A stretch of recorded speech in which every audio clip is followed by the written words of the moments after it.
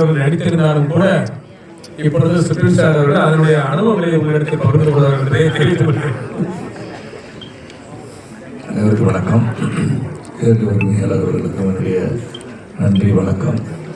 ஏன்னா தியேட்டரில் என்னதான் படம் எடுத்தாலும் அந்த தியேட்டரோட சவுண்ட் எஃபெக்ட்ஸ், இந்த படமே முக்கியமாக பார்த்தீங்கன்னா ரிசல்ட் போட்டு ஆஸ்கர் அவார்டு ரிசல்ட் போட்டு அந்த சவுண்டை டிசைன் பண்ணியிருக்காரு. இந்த தியேட்டரில் உட்காந்து பார்க்கும்போது அந்த சவுண்டு இவ்வளோ தத்துவமாக அந்த கடலுடைய அலை, அந்த தண்ணீர் அந்த படகு மீது படும்போது கீழே இருக்கிறது, கீழே இருந்து பார்க்கும்போது வேறு சவுண்டு, மேலே அந்த வேறு சவுண்டுன்னு பார்க்கும்போது இந்த படம் ஒரு புது முயற்சி. கொடூரமானவா தெரியல இது வரைக்கும். ஆனால் அது கொடூரமாகவும் சொல்லி நடிக்க சொல்லி இயக்குனர் தான் சொன்னார். வாழ்க்கையில் அப்படி கிடையாது. நான் சில சமயங்களில் வித்தியாசமான திரைப்படங்கள் செய்யும் போது இது எதற்காக செய்கிறோம் என்பதை இறுதி வரை பார்க்கும்போது அது புரியும். இந்த படம் இறுதி எப்படி முடியும், அதாவது 2 பேரும், ஒரு பையன் ஒரு பொண்ணை காதலிக்கிறான், அப்பாவும் அந்த பொண்ணை ரொம்ப விரும்பி வேறு இடத்துல கல்யாணம் பண்ணி கொடுக்கணும்னு நினைக்கும் போது இந்த மாதிரி ஒரு சம்பவம் நடக்கும்போது இயல்பாக வருகின்ற கோபத்தின் வெளிப்பாடு இறுதியில் எப்படி முடிந்தது, இருவரும் ஒன்று சேர்ந்தார்களா சேரவில்லையா என்பதை ஒரு சிறப்பாக எடுத்திருக்கான்னு சொன்னால் அது ஒரு படகுக்குள்ளே வச்சு எடுக்கிறது சாதாரண விஷயம் கிடையாது. அந்த கடலில் எல்லாருக்குமே பார்த்தீங்கன்னா என்ன தவிர எல்லாருக்கும் தலை சுற்றி வாந்தி எடுத்து அந்த அனுபவம் தான் இதை பார்க்கும்போது எனக்கு தெரியுது. இது அந்த மேல்விலாசம் ஒரு படத்தை எடுத்து மிகப்பெரிய வெற்றி படம். அது வியாபார ரீதியாக இல்லை, அனைவராலும் பாராட்டப்பட்ட படம். ஒரு கோர்ட் ரூமில் வச்சு ஒரு நீதிமன்றத்தில் வச்சு படம் எடுத்திருந்தார் அந்த டைரக்டர். இதுக்காக எனக்கு 3 வருஷத்துக்கு முன்னாடி எடுத்த படம் அது. அதுக்கப்புறம் இது இப்போதான் பார்த்தீங்கன்னா ஒரு படத்தை தியேட்டருக்கும் சரி ஓடிடி பிளாட்ஃபார்ம் விற்றா தான் படம் ரிலீஸ் பண்ண முடியும். நீங்கள் நிறைய படங்கள் எடுக்கப்பட்டு ரிலீஸ் பண்ண முடியாத நேரத்தில் இருக்கும்போது இந்த படத்தோட டிஸ்ட்ரிபியூட்டர் ஹரி உத்தரா ஹரி இந்த படத்தை பார்த்து இது வித்தியாசமான படமாக இருக்குது, ரெகுலர் படம் கிடையாது, வித்தியாசமான ஒரு படகுக்குள்ளே வச்சு ஒரு படத்தை கதையை சொல்லியிருக்காருன்னு சொல்லி அவர் விருப்பப்பட்டு இந்த படத்தை வாங்கியிருக்காரு என்று சொன்னால் அவருக்கு முதற்கு நன்றிதனை தெரிவித்துக் கொள்கின்றேன். அந்த இயக்குனர் முயற்சி எடுக்கிறாரு. அந்த முயற்சி இன்னைக்கு கமர்ஷியலாக இருக்கணும் அப்படின்னு சொல்லும்போது அது கமர்ஷியலாக இருந்தால் தான் பாடல் காட்சி, ஆடல் பாடல் போயிட்டு இருந்தால் தான் படம் இல்லாமல் ஒரு கருத்தை சொல்ல வராரு. அது வித்தியாசமாக சொல்லணும்னு நினைக்கும் போது என்ன பார்க்கறதுக்கு செலக்ட் பண்ணியிருக்காரு. இன்னைக்கு என்னன்னா ஒரு விசித்திரமான ஒன்று என்றால் இன்றைய தேதியில் 2 படங்கள் ரிலீஸ் ஆகுது.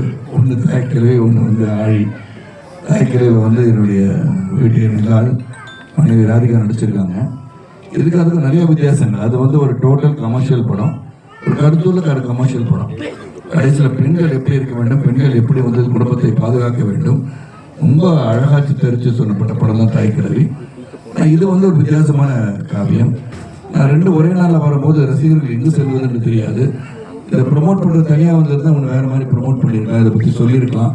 இருந்தாலும் தியேட்டர் உரிமையாளர் இந்த படத்தை சிறப்பாக இந்த மாதிரி தமிழகத்தில் எல்லா தியேட்டரும் இருந்துச்சுன்னா இந்த படம் மிகப்பெரிய வெற்றி படம் தான். நான் சவுண்டுக்காக எடுக்கப்பட்ட படம். இந்த டைலாகே 30% தான். 70% ஆக்ஷனு, சவுண்டு, கடல் சவுண்டு, அந்த நாயோட சவுண்டு. அந்த நாய் ரொம்ப பிரமாதமாக ஒர்க் பண்ணி ஒரு ஃபைட் கூட இருக்கிறதுக்கப்புறம் அது எப்படி நடிச்சதுன்னா அவ்வளோ பிரமாதம் நடிச்ச நாய் இல்லை நல்லா அஞ்சலி கார்டு போட சொல்லி தானே போட்டிருக்காங்க. அதெல்லாம் இந்த படத்தை ஒன்று பார்த்துருப்பீங்க. அகில இந்திய சரத்குமார் ரசிக மன்றத்துக்கு நன்றின்னு போட்டிருந்தாங்க. அதையும் நீங்கள் பார்த்துருப்பீங்க. வருகின்ற அனைத்து திரைப்படங்களும் அதை போட வேண்டும் என்று சொல்லியிருக்கின்றேன். அது உறுதியாக போடுவாங்க.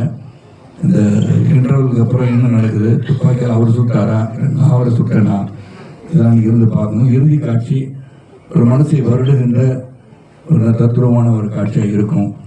அது இருந்து படத்தை ரசிங்க. எனக்கு ரொம்ப சந்தோஷம். ஒவ்வொரு படமும் வெளியே வரும்போது தியேட்டருக்கு சென்று படங்களை பார்க்கும்போது மக்கள் என்ன நினைக்கிறாங்க அப்படின்னு எனக்கு தெரியுது. இது வரைக்கும் நான் பார்க்கும்போது எனக்கு சரியான கோபம் இந்த மூர்த்தி மேலே.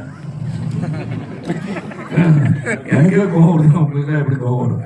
என்ன ஆஃப்டர் ஒரு பொண்ணு லவ் பண்ணிட்டா கொண்டு போயிட்டு வச்சு செய்யறாரு மனுஷன் அப்படின்னு கோபம் வருது.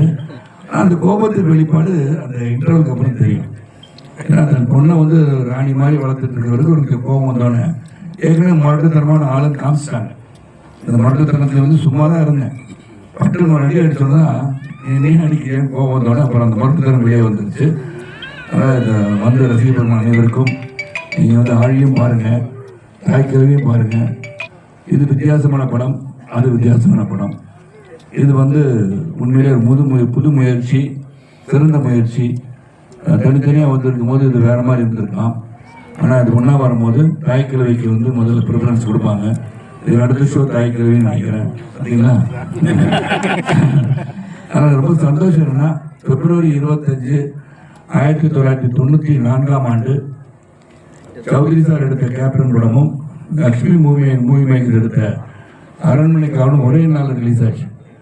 அப்போ 2 பேருக்குள்ள போட்டி இருந்துச்சு.